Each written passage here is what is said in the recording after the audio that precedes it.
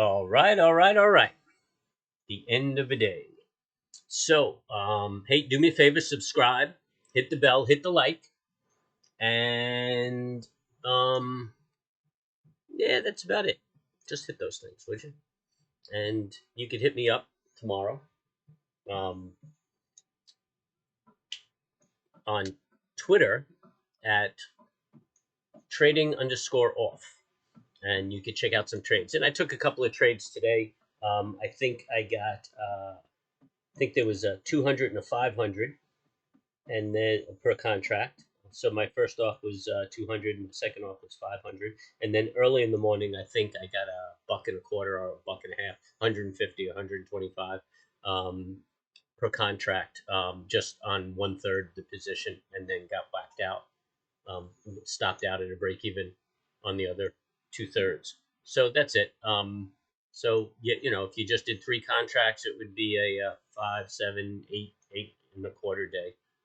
825. I mean, I guess you wouldn't be crying about it, but not one of our better days. Not one of my worst days either.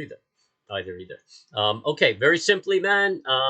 We had that inside bar here yesterday, and we could have broke to the low or the high, and we did both.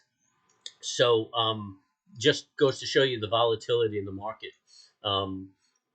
But what we have here is an engulfing bullish bar, and that's because this low and this high are engulfing this bar, and we're bullish. So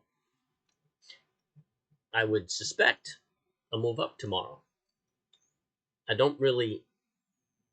Yeah, you know what? We could move up. We may challenge this 45.95. I would rather have gone back to the 50% and then went up and did a break. Now I'm a little nervous. We got some news out there and everything like that. So we'll probably move up tomorrow. Tomorrow being Wednesday, probably. Well, Thursday we have some inflationary news coming out, so it might be reactionary. Thursday, but maybe that 4408 area will be our support if we get a number that the market doesn't like. So I'm just thinking out loud. But tomorrow we're going to have we're neutral with a bullish bias for tomorrow. So we will be bullish, breaking the high here, and then our target will be the following high, and then the following high, and then the following high. Which this is interesting. If we do get that move, we'll probably close that gap. It'll suck us up, and we'll close that gap. So that's what we're looking for, ladies and germs. And that's like a 50-point day. I mean, we're accustomed to those. So it's very possible. Anyway, that's it. Not much more I've got to say on the subject. 10 years inching up.